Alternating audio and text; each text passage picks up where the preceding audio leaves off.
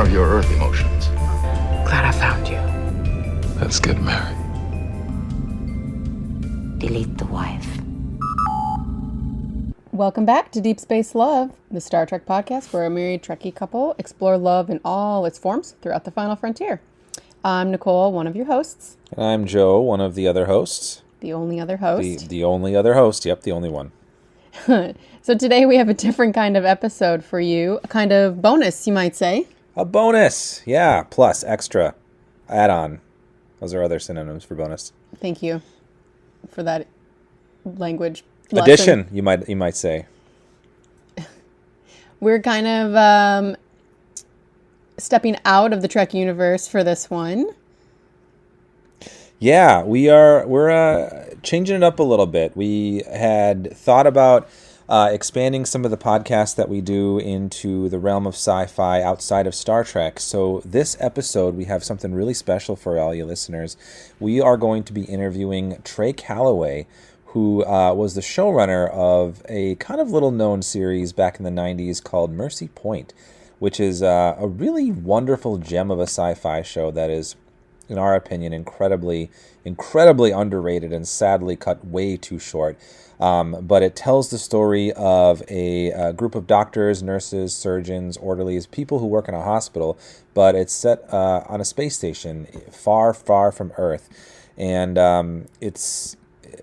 Trey Callaway, creator of the series, showrunner, was gracious enough to come onto the podcast and talk about the series and talk about his inspirations and kind of how the series went and how it ended. So it's a fun conversation. Yeah, and and if you want something very Trek-like, but that's not quite in the universe, we highly recommend it. Yeah, there's a lot to appeal to the Trek fans in us. Like there are elements I think we even noticed a few crossover actors, but just the general like sci-fi, the moral dilemmas that the characters face, the kind of episodic nature is very classic Star Trek in nature. It was, as we get into in the interview, it was designed to be a companion piece to Star Trek Voyager at the time on UPN. So it's interesting to see those comparisons, and it's interesting to hear kind of Trey talk about it in that way. Yeah, so without much further ado, please enjoy our interview with Trey Callaway.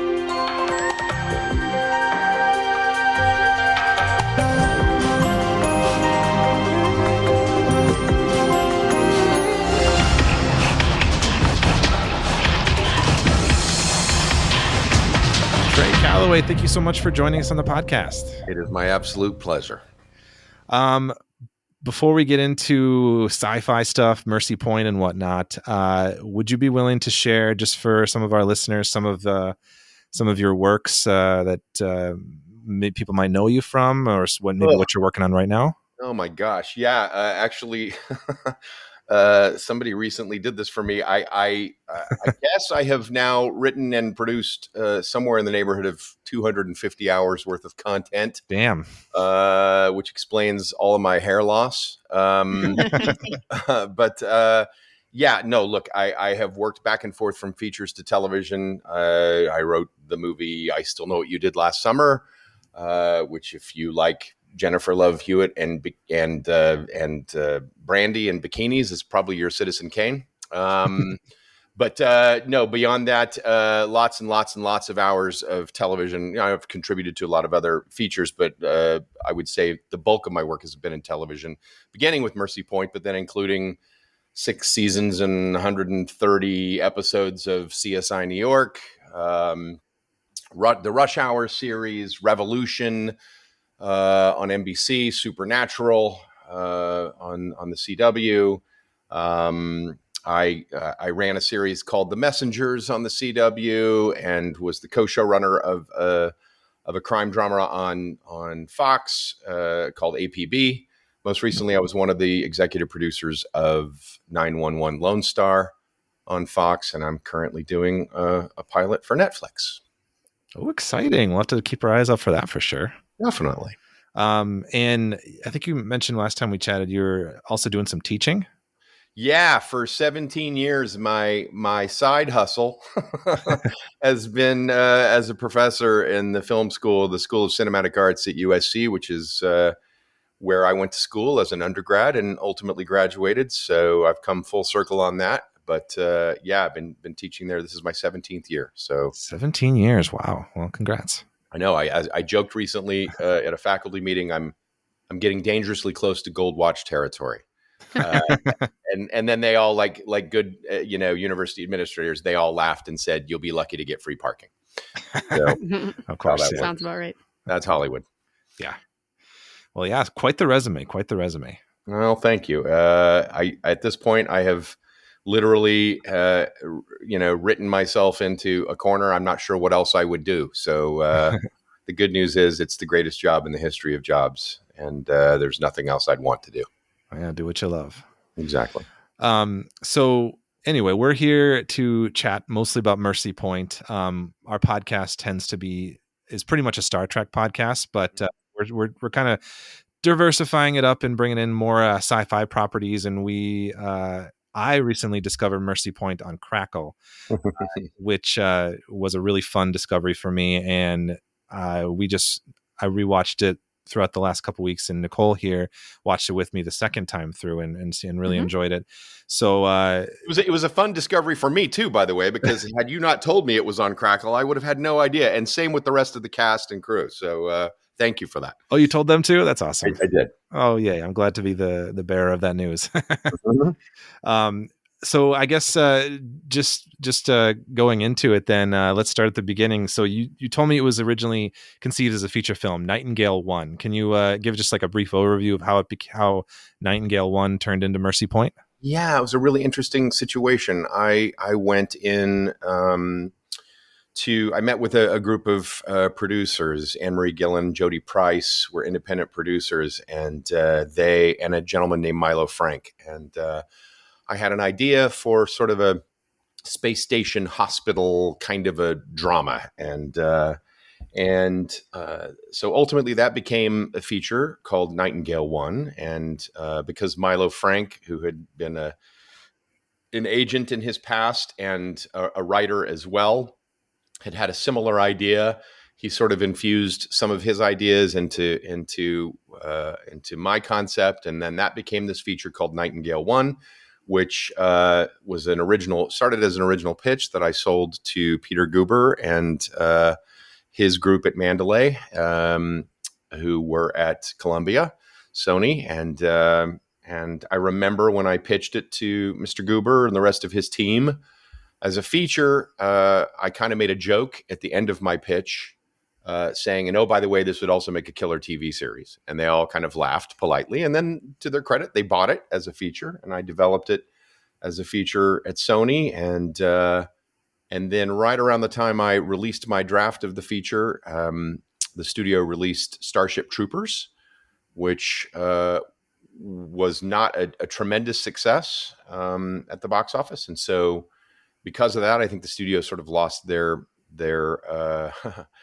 appetite for science fiction, or at least at that period. And so I kind of thought, well, that's the end of it, until one of the executives who had been in that original feature pitch, who happened to work at Mandalay Television, the late great Joe Voce, called me up and said, hey, I remember you made a joke at the end of your pitch, and I didn't think it was funny. And so I agreed with you that it would make a good series. That's why I took your latest draft of the screenplay. I sent it to the president of UPN, and they want to meet with you about adapting it into a TV series. And that began that process. Wow, what a journey! Yeah, well, it only got longer from there, but yeah, that's how the whole thing began. That's kind of a cool story. I suppose we should give like a kind of a brief overview of what Mercy Point is about for some of our listeners.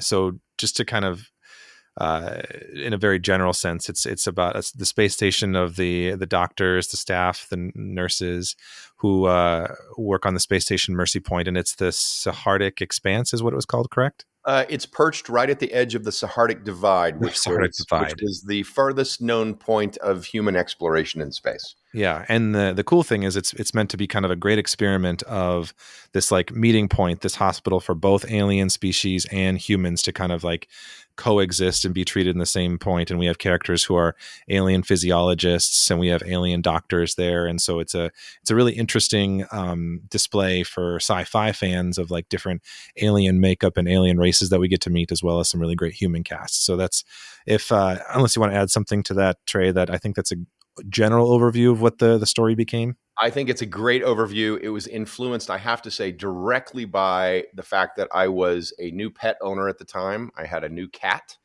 My wife and I had a cat named Catmandu, God rest his soul. And Catmandu got sick once, and I remember taking him to the vet. And I remember watching this vet intently go from a couple of patients before me to me, ultimately rendering medicine and medical advice and treatment to a parrot, to a couple of dogs, to a cat. And I just remember thinking, this is amazing that someone has to treat all of these different species and has to find, common ground between each of them. But at the same time, really embrace the differences. And so that definitely influenced that notion of humans and aliens serving together on board this experimental station and having to render treatment to all different kinds of species from around the galaxy. I love that as an inspiration source. That's fascinating. And veterinarians are definitely rock stars. They're amazing. And, yeah, that's a really great parallel for like the seed of that idea. What are some of your but your genre inspirations or fandoms that maybe played into this or any of the other properties? Well, look, we wouldn't be having this conversation if in the summer of 1977, I hadn't spent every dime I made mowing people's lawns in Tulsa, Oklahoma to go see Star Wars 11 times in a row at Fox Theater. That was where I was just sort of first blown away by this notion that, a couple of hundred people get together and create these worlds for audiences to enjoy. So that was definitely an inspiration. I was also a Trekkie, am still a Trekkie. So that notion of, finding humanity, even at the farthest stretches of the universe, was definitely a point of inspiration. And I would say ER was a huge point of inspiration for Mercy Point, both in terms of pacing and visual design. And of course, at the time, ER was the biggest hit series on television. But it definitely inspired me in terms of the universe I wanted to create, which had to have that same sort of life and death stakes intensity, and constant movement and high pacing. So it was sort of a blend of all of those things, I think. Yeah, that's perfect. We've heard that it was often called ER in space. Mercy Point was. How did you? Oh, go ahead. No, I said it was indeed. Okay, great. And so, combining the tropes of science fiction shows and medical dramas, how did that kind of combining that melding happen? Well, it was one of my favorite things about it, and I think it was what we all enjoyed the most in the writer's room, which was, let's examine any number of cases that emergency physicians might encounter in a hospital, in real life human terms. And then let's tilt them on their axis by, re-examining them through the filter of the 23rd century and what it would mean to be in a space station hospital. And so, okay, at the time, for example, my wife had been an Olympic gymnast in her youth. And Wow. And so, let's examine what it would mean to be a gymnast in the 23rd century. What does competition look like? Because, it's always fascinating to me to look at Olympic competition, especially when they'll stack up, here's what the gold medalist time was for swimming the 100-yard dash in 1940 and 1960 and 1980 and today. And it's just stunning to me how much faster everyone continually goes, or how, the way the level of competition is increased. And I always think to myself when I'm watching the Olympics, when do we reach the outside extent of our ability to to evolve as athletes. And Mercy Point was the perfect example of an opportunity to really dive into that and like, okay, well, what would gymnastics look like in the 23rd century? Well, if gymnasts continue to compete the way they are now, I could foresee a time when there's zero gravity gymnastics. And then what does it mean if you're hurt while competing? And how is it treated? And how would that treatment differ? So it was a great thought experiment on a daily basis for the writer's room to be able to dive into that stuff. The tropes, certainly of a medical drama, the life and death stakes, which is the primary reason why people like to watch medical drama. But then, through that sci-fi lens, it really allowed you to expand it in all kinds of ways that, my friends who were on the writing staff of ER could not have done. No kidding. So going to the more science fiction side of things, one of the things that I think we as like Trekkies and sci-fi nerds really enjoyed was seeing the different alien races that that you kind of bring into the show. And given that it's only 7 episodes, like I know you didn't get a whole lot of chances to dive into the cultures of those races, but I think the one we get the most of is the Shenik culture with Dr. Batung, or Jordan Lund's character. Yeah. Did you? So I remember that we had there was the moment where he brings out his stones and kind of does that like ritual healing practices that was only done in his culture, and we learn a little bit about kind of their attitudes towards humans and sort of like their a little bit more combative nature or private nature as well. Did you have some of that like cultural stuff mapped out, and for maybe more the Shenik people as well as other races that you kind of teased or introduced? Were there other cultures you wanted to dig further into? Yeah, absolutely. I mean, I think a lot of that was influenced by the sort of classic, human notion of Eastern versus Western medicine. And so we wanted to play with that, with Dr. Patung's character. I remember at the time like many writers, I was suffering some lower back pain, and I had been to, a variety of orthopedic people and had physical therapy and, the cortisone shots and all that stuff that is the epitome of Western medicine. And then I finally, to my great surprise, as, someone who was definitely a Pepto-Bismol kid, the sort of classic Western medicine kid, I wound up going to see a Qigong master in Monterey Park here in Los Angeles, who, whatever kind of medicine he did, and I won't even claim to begin to understand how it worked. It gave me greater relief than anything else I had experienced previously, and was a real eye opener for me in that regard, and kind of introduced me as well to acupuncture at the time. And so, I because as a human being, I have continued to keep a foot in both of those worlds, Eastern and Western medicine.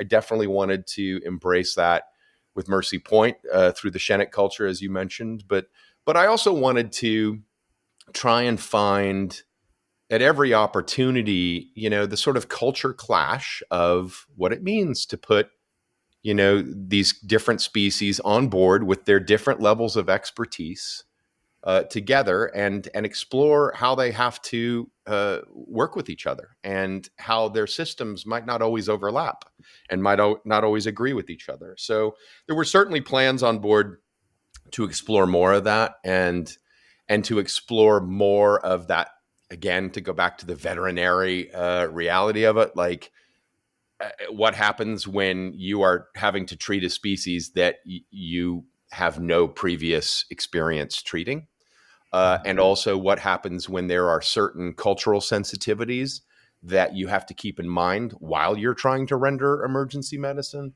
Those are things that we really wanted to lean even more into. And what's interesting too is there had been an entire pilot presentation filmed before the series was picked up.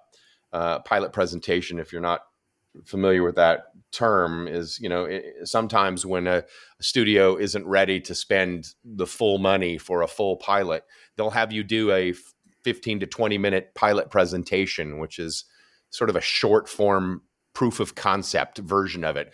And by the way, with a decidedly lower budget. And And so that pilot presentation had been shot here in Los Angeles, and they're all different sets, all different costumes, different casting to a certain extent.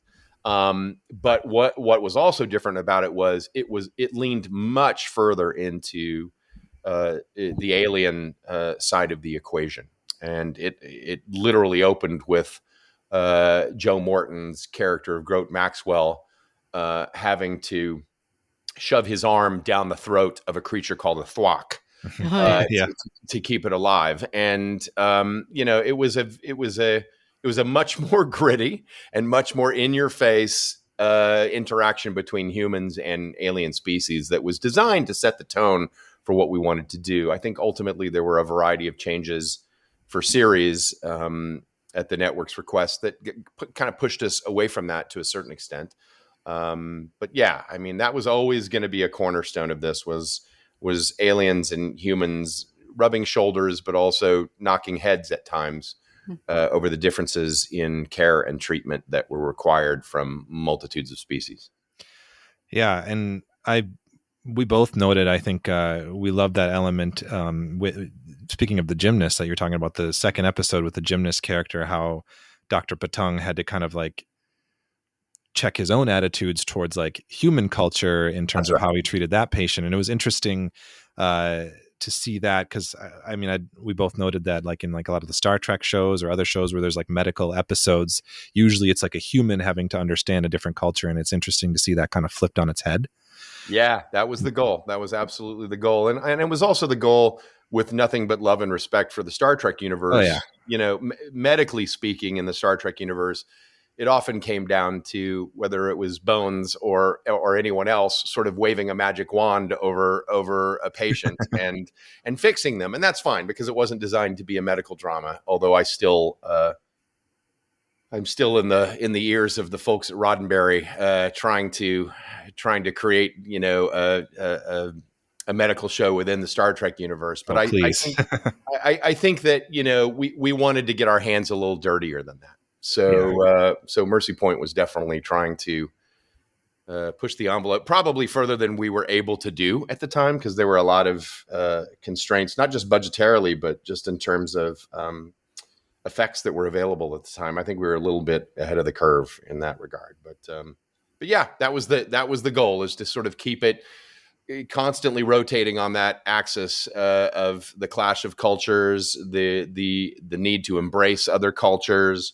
And then, like I said, the need to get your hands dirty, whether you were a human or an alien, in the interest of saving lives.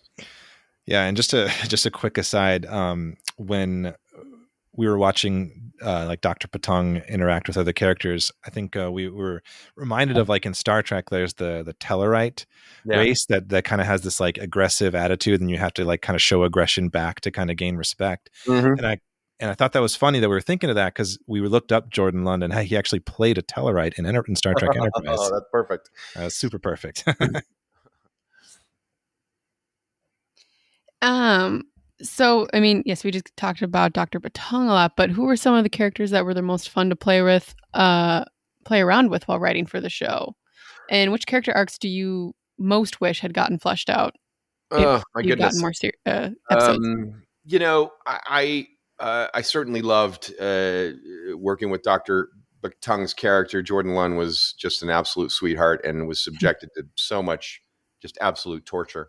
But I would say also there were kind of three other characters that I really enjoyed developing. One, and God knows we were again ahead of the curve here, but Julia Pennington's character of Ani, the android nursing interface. Yes, I think that was something that we really had a lot of fun developing in the writers' room. Again, to embrace that sort of clash of cultures of what it means to other human nurses, or frankly other extraterrestrial nurses, to feel like they have to compete with this android nursing interface that has all of this multi-species information at her fingertips at all times. So that was fun in terms of creating conflict. Mm-hmm. I think also Brian McNamara's character of CJ was fun just because I was a huge fan as a kid, not to date myself, but it's too late. As a huge fan as a kid, I was a huge fan of Emergency, which was a kind of the earliest, at least that I knew of, prototypical emergency rescue series that was set on a Southern California fire department, but also played heavily on the world of paramedics. And so to sort of lean into a character like that, who, you know, is an adrenaline junkie of sorts, who is the boots on the ground, or, you know, the anti-gravity boots on the ground character who really, really gets into the thick of it. I think that was fun for those sorts of triage action purposes. And then Dr. Rima Cook, who was performed beautifully by Gay Thomas Wilson, I just thought was really interesting to sort of explore, again, what a 23rd century spin on psychology or psychiatry might look like. How technology might enable us to take a much deeper dive into the psyche of species of all kinds.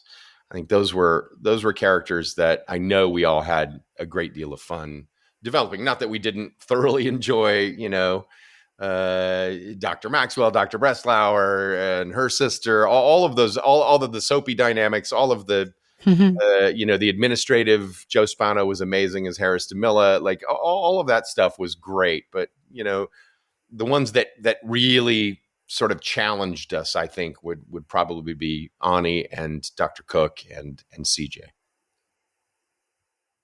Yeah, fascinating. Yeah, we also you could see seeds being planted, and yeah, it's tough how like quickly we didn't get to, you know, see some of those things fleshed out, but they were really great seeds that were planted, and some really cool stuff that was seen from like even in those first few episodes with Ani. And like the tech you mentioned, like the psychiatric tech was really cool too. The one where they are replaying the accident from the crash. The pilot, there's the pilot that crashed, and she's basically dying, and like that was a really cool concept to see played out, and the whole issue there with the investigator, and yeah, that whole episode was fascinating. Yeah, thank you. I think in terms of long-term stuff that we really had hoped to play with, and certainly had it on the boards. You know, I know we introduced this concept in this series of homesickness.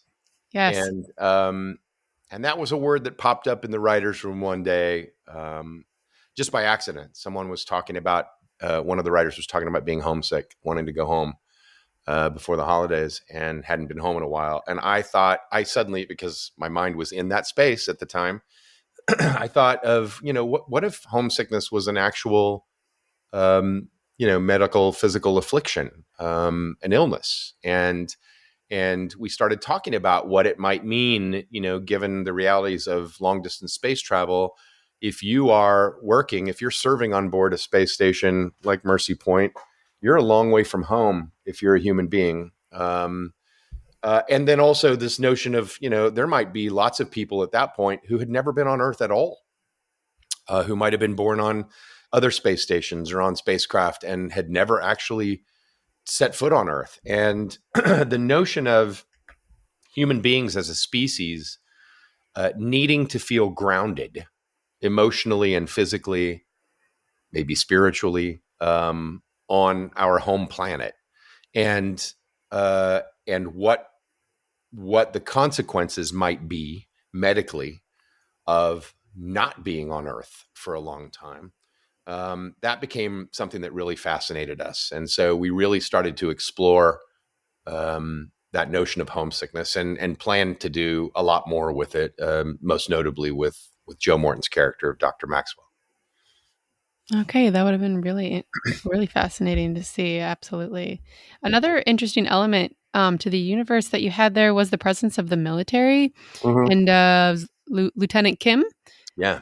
CJ's girlfriend character. Yeah, Lieutenant Salazar, Kim Salazar. Yeah. Yes, thank you. There wasn't a whole lot of development with her in that small amount of time that she was able to be on the screen. Were there plans to make her, or even just the military itself, a bigger part of the show if it had progressed? Yeah, definitely. Because Mercy Point as a station, like I said before, was at the farthest, edge of the known explored galaxy. It also became sort of an outpost of some military significance, and it also became, at least we had plans for it to become sort of a bit of an intelligence clearinghouse, because you have all of these different species who have needs to be treated, but may also have information that could be of value to military officials. And so our goal was to introduce Sally Richardson's character of Lieutenant Salazar as, as a romantic interest for CJ, but initially, but then ultimately we were going to use her to sort of kick a hornet's nest of sort, to stir up conflict between different species, because, while physicians have that sort of classic universal oath to do no harm, military folks don't necessarily have that same oath. They have different oaths.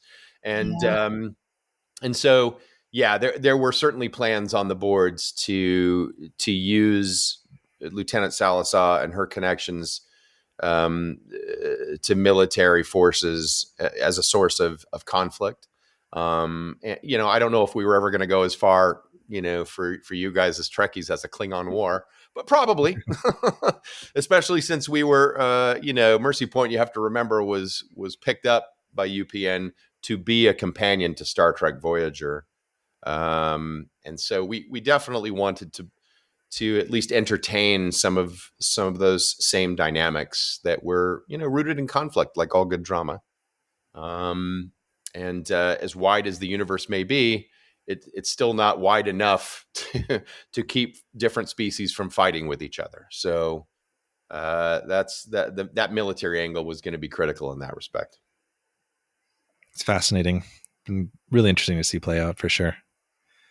Yeah, Sally Richardson Whitfield is she was an amazing performer, but she's also an amazing director. I haven't gotten to work with her as a director, although I've been on set with her when I was on CSI New York. I remember she came to visit set, and she may have actually directed for us. I can't remember, but that was the last time, or I hadn't seen her since Mercy Point, and she now has a tremendously successful career as a director. So that's so cool. Awesome. So I'm just thinking of the 7 episodes, my favorite kind of arc was the 2-part between the No Mercy and Battle Scars, that kind of conflict of the alien patients dying at a faster rate. And then there's that investigator interviewing. I really liked the kind of the sequences of them interviewing the different cast members, and we get glimpses into their characters that in just kind of a unique way. That's a unique way to use exposition in that way.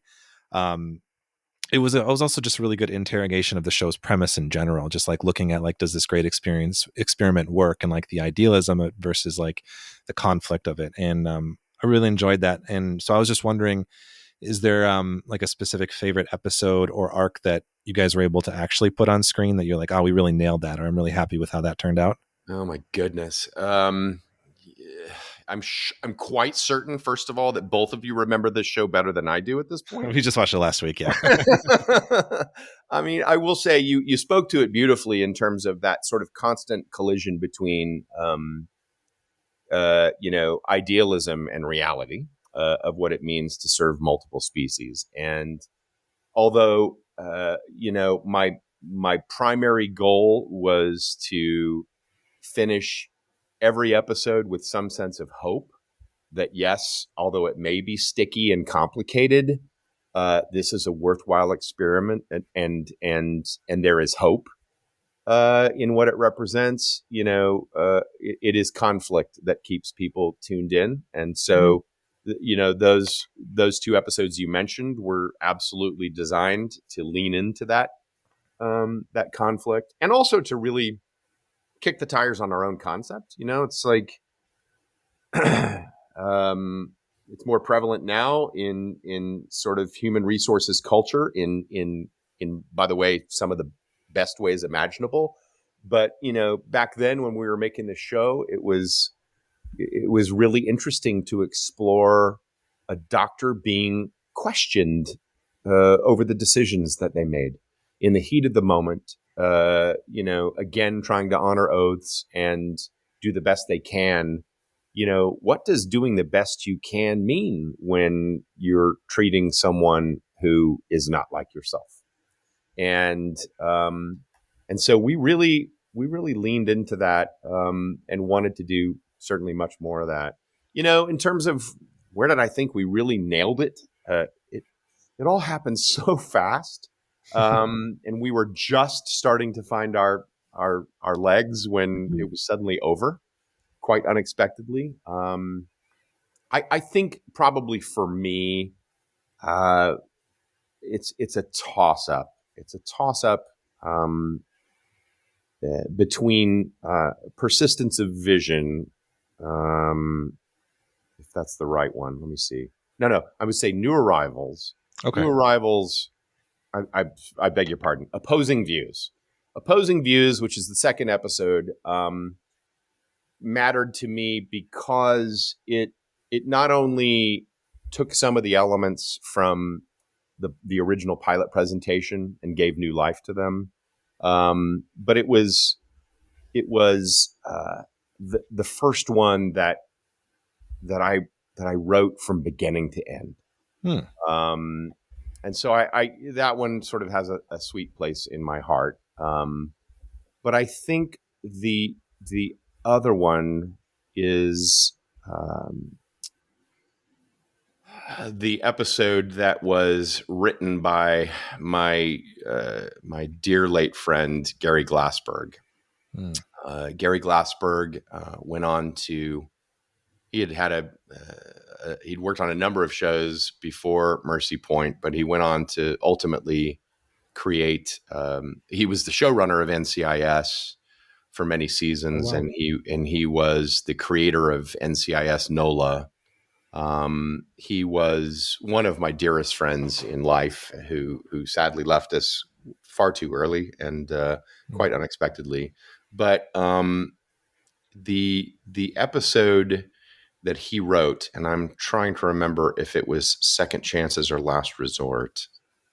So sorry, I can't remember the exact episode, but I remember loving that episode because it was Gary demonstrating what Gary did best, which was, to sort of go back to the veterinary example. I often refer to this, and have ever since Mercy Point. I refer to it as the veterinary school of storytelling, which is when your pet is sick, God forbid, and needs some kind of medication, and you take them to the vet. The vet always says some version of the same thing, which is, here's the medicine, wrap it in a snack. And Gary was expert at that. Gary would take you on a ride, whether it was Mercy Point or all those years of NCIS. He would take you on a ride, but then the meds would be wrapped in that snack. And by the end of the episode, you would have the feels. Your mind would be racing. You would be thinking about things and feeling things that you didn't expect. And he was masterful at that. So forgive me for not remembering the exact title, but I remember his episode is a perfect example of that. He was probably well capable of that long before he came to Mercy Point, but he sort of set a tone for the rest of us in that process. And so I've tried to honor him in that way ever since, because it was definitely a valuable lesson I learned from his writing. That's so cool. Thanks for sharing that. Of course. You, how was voicing the Hippocrates AI, which I love that name, and like the nickname Hip all the time. Thank you. It was accidental, to answer your question. So I knew a couple of things. One, again, I wanted to embrace 23rd century technology, whatever that meant, in the wildest stretches of our imagination. But I also knew from watching ER, one thing I always And frankly, every medical drama prior to that, one thing I always felt bad for actors over was like, okay, hard enough to just be in the moment and embrace the intensity of saving someone's life. But when you have to spew all of this mumbo jumbo, if medical professionals in your audience will forgive me, um, and you're not an actual trained physician, I always felt for actors having to do that. And so I thought, okay, well, how could we improve that in the 23rd century? Well, I can tell you one thing. There would be some kind of AI interface, and that, that computer would be your diagnostic source of treatment information in the moment. And so that's how the character of Hippocrates was born, and he was voiced by a different actor in that pilot presentation. And for whatever reason, when the network picked us up to series, one of the notes they gave me was, we love the actor that you had cast for Hippocrates, but we think tonally he feels a little too human. And so we'd like, what we'd like, frankly, is something more like the voice that we heard in the temp cuts, in the directors and editors temp cuts, and that's what we're really looking for. We really like that voice. Who is that voice? And I said, well, that voice was me. And they said, well, great, you should do it then. Wow. So long story short, that's how I got my SAG card. But then be careful what you, well, I didn't exactly wish for it, but I guess the moral of the story is be careful what you write, because then I was the guy who suddenly had to offer up all that mumbo jumbo in the heat of the moment. So, I think, I think Joe Morton and Maria Del Mar and Alexander Wilson, Jordan Lund, all of them were happy to have me do it. So they could just, be in the moment and be focused on those life and death stakes. And then I was the jerk wad computer who had to spew all that gobbledygook. So, we had a medical consultant for the show who would then look at the real world sort of grounded human aspects of the medicine and would give me, that correct lingo. And then we would revise it through that 23rd century lens, and then I had to deliver all of it. So that's how it worked. That's how I became Hippocrates. That was great, actually. I love that. So I'm going off our prepared questions now. So Nicole might be giving me a look here, but I was improvisation is key. I wanted to I feel like I would be remiss without mentioning like your cast that you guys have. You have such a wonderful cast and mixture of like newer actors at the time and veterans, but particularly I wanted to give a shout out to Joe Morton, kind of one of the veteran like genre actors you had there on sets from Terminator, and more recently now people might have seen him in Justice League and other things. Like what was it like to work with like someone with like him on set? Oh, I loved him so much. I still do. We were so excited when Joe signed on. He was exactly the perfect performer that we wanted and needed for the character of Grote Maxwell. We wanted somebody who seemed just inherently curious, but loving, compassionate, but deeply intelligent. He just ticked off every box in that regard. So I could not have been more excited to get him cast in this role. And then when I finally got a chance to meet him in Vancouver for the first time and realize, wow, not only is he a bona fide, amazing human being, but he is also the person I will credit for the rest of my life with introducing me to the many joys of single malt Scotch. I fell in love with the guy, and he was an absolute joy to write for all of us, really. And he was the perfect lead actor as well, in that he was deeply experienced, has only certainly gotten even more so since then. But even at that point, he was very experienced. He was a veteran, and he knew how to set the tone for everyone else. This sort of tone of professionalism, but also like wonder. Like he was excited to read every draft as I was. And that kind of energy is key for a showrunner to have on set because it's infectious. If your number one on the call sheet has a bad attitude, then so does everyone else. But if your number one on the call sheet could not be more excited to be there every day, then so is everyone else. So it was definitely just a choice, wonderful piece of casting. I couldn't have been happier. So nice to hear. I love to hear when the actors that you watch on screen are like truly cool people.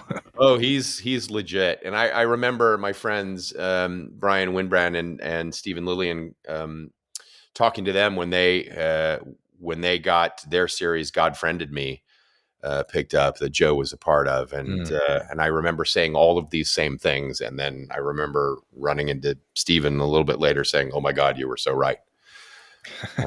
He's just he's a gift. Oh, we did look up, by the way, the episode you were trying to mention, Second Chances, written by Gary Gaspard. Yeah, Gary Glassberg, Second Chances. That's right. It is that one. He was, God rest his soul. He moved so many people, touched so many people's lives, was such a powerful storyteller, but also just such an absolute mensch. One of my dearest friends in life, and I will always, always, always adore his memory. But his impact on Mercy Point was enormous, and on my career was enormous. Yeah.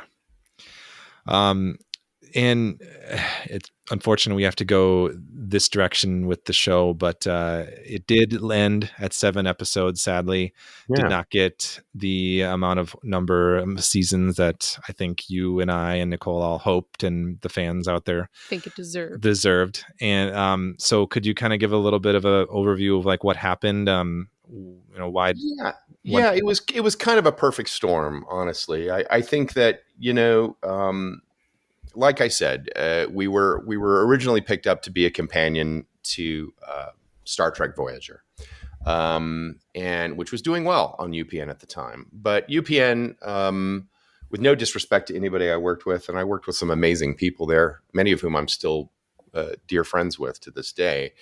I think it was a bit of a tumultuous network, particularly at that point. And the affiliates around the country had a lot of sway, as you would imagine affiliates would. And for a variety of reasons, I won't begin to understand, the affiliates that particular season, after Mercy Point was picked up, decided that they really, really wanted to push the network in a different direction, away from science fiction.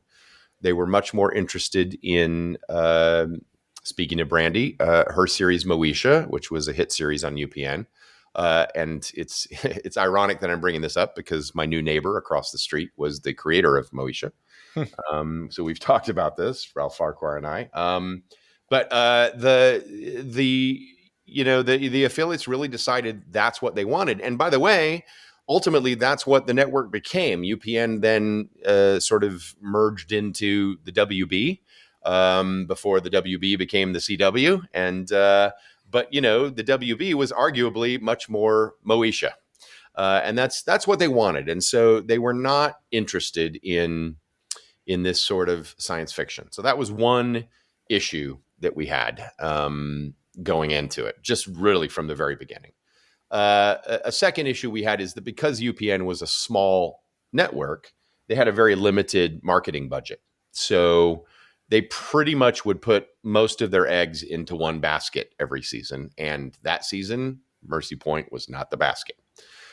So we did not get the benefit of a big push for marketing, which is always challenging for any show to this day. If you don't, you have to go buy those eyeballs. You have to bring people to the screen. Then once you bring them there, then you have to prove it or lose it. You've got to give them something that makes them want to keep tuning in and come back. But we never got that push. So that was challenging. And it was only complicated by the fact that season when we debuted was the same time as the highest rated World Series at the time in baseball history. So a large portion of our audience was watching baseball instead of watching Mercy Point. So that was also a major problem that continued to impact us.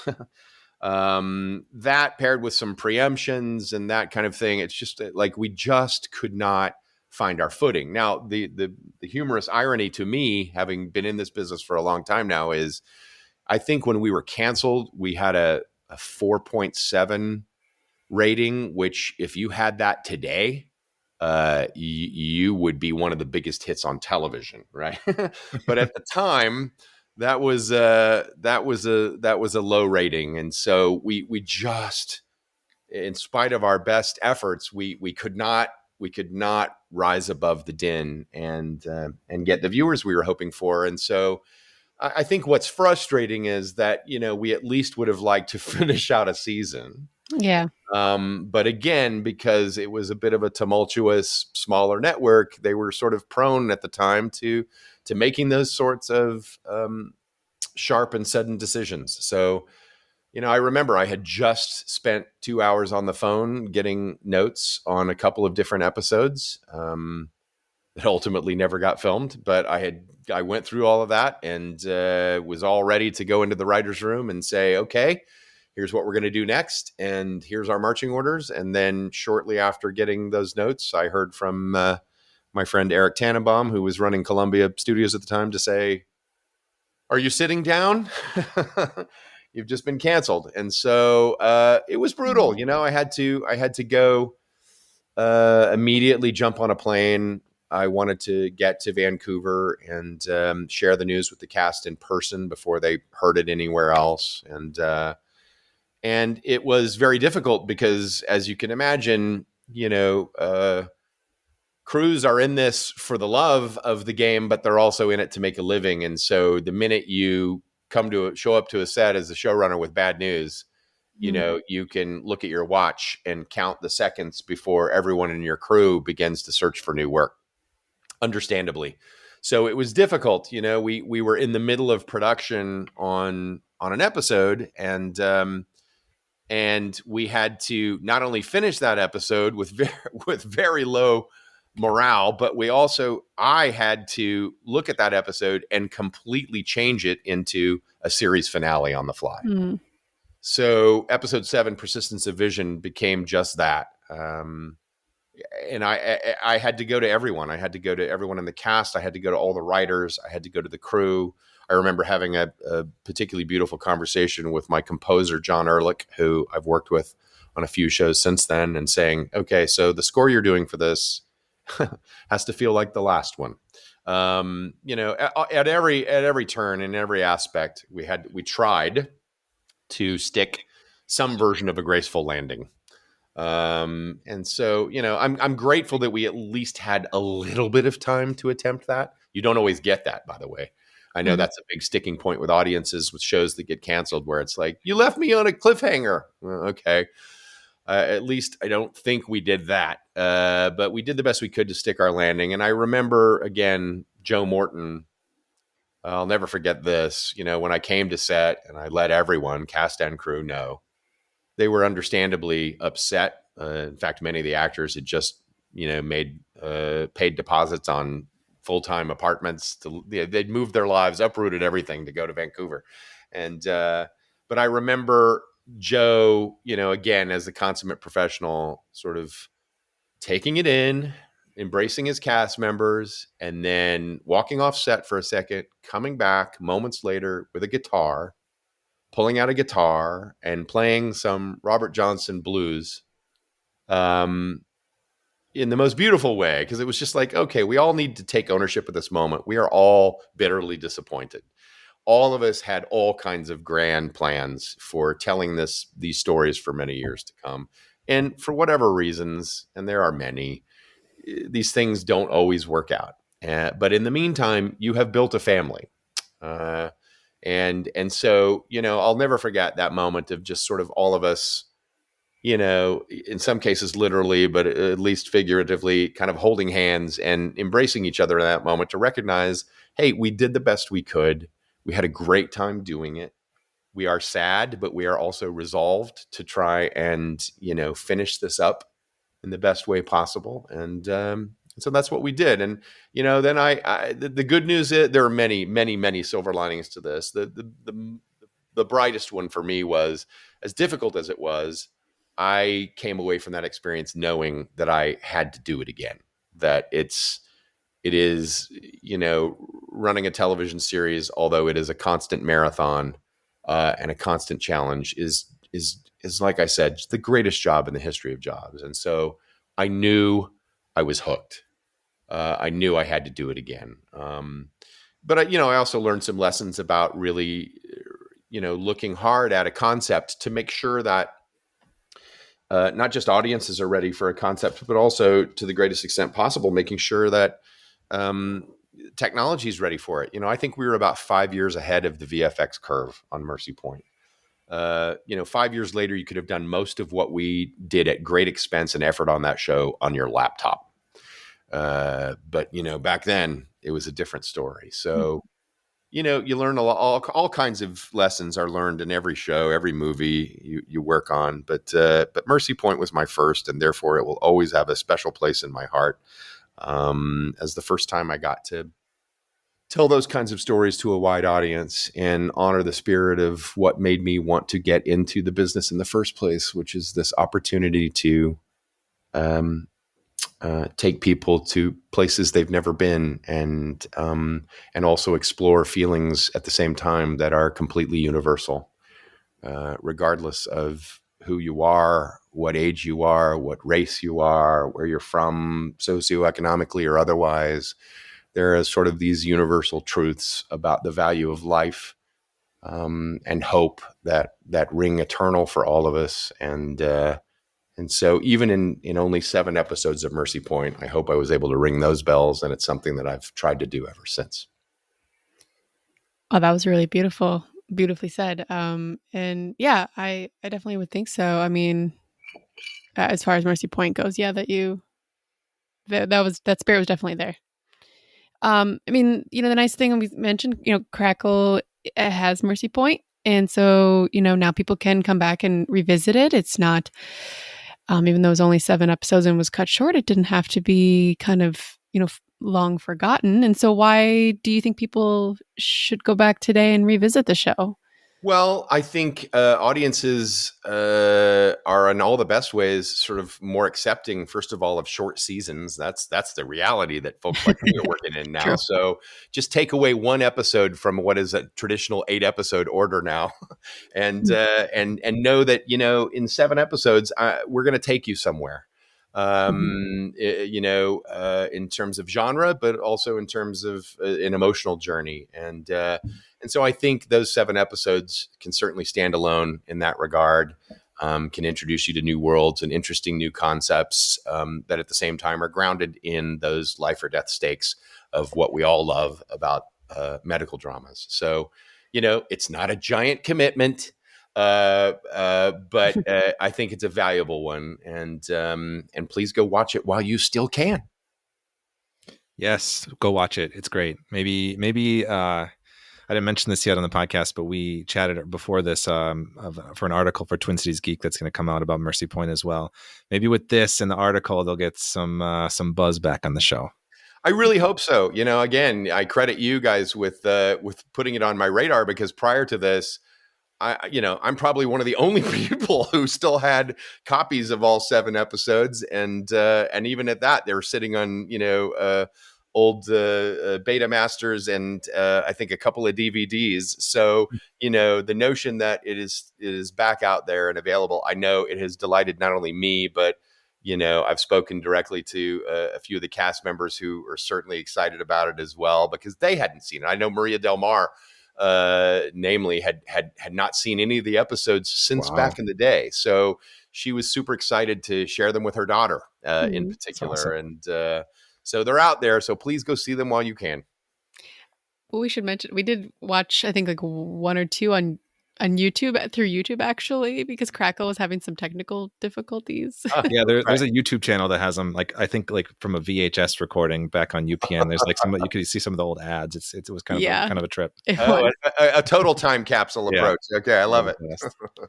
Well, we won't take too much more of your time, Trey, and thanks again for joining us. This just popped in my head, though. I was just thinking, you mentioned like scripts that you had written that never got filmed. I know like some show creators who've had shows cut short or like have high fandoms, they've looked at like putting some of the episodes out as like either like a book or a comic book. Have you ever looked into doing something like that? Yeah, it's something that we actually did when I was on Revolution. Yeah. After our second season, we had a whole story for how it was ultimately going to be wrapped up, and so a couple of our writers' assistants were then after we all worked together to sort of break out that story. Then a couple of our writers' assistants were assigned the task of creating a comic series that would sort of help us gracefully finish that story out. I never have approached that particular possibility on Mercy Point, although maybe I should. I think what I would frankly love to do is have another run at this, either as Mercy Point or, as I mentioned previously, within the Trek universe or even within the Star Wars universe. I remember at one point relatively recently, being in one of my son's rooms when they were playing. I don't remember if it was Halo or they were playing some video game, a future-centered kind of shoot-'em-up game. And I remember thinking and saying out loud, probably like an annoying dad, like, I wish that there were a side of this game you could play where your goal is not to shoot people, but your goal is to go and save people who've been shot. Oh. And I remember thinking, I've thought that same thing over the years. Again, as a fan of both the Trek universe and the Star Wars universes, both of which have plenty of conflict in them, and plenty of bloodshed, and so there have been a number of times when I've thought, why can't this also be a part of those worlds? It should be, because even though there's certainly hope to be found in both the Trek worlds and in the Star Wars worlds, I think arguably a constant and powerful source of hope are the direct efforts by medical healthcare professionals to keep people and or extraterrestrials, species of all kinds, alive, to value life, and the hope that it represents. So, what I would really love is another run at this. So if you guys can make that happen, just show me where to sign up. All right. Well, we hope for that too. I mean, fingers crossed for that, something to come of it. Okay, yeah, great. I mean, certainly the concept.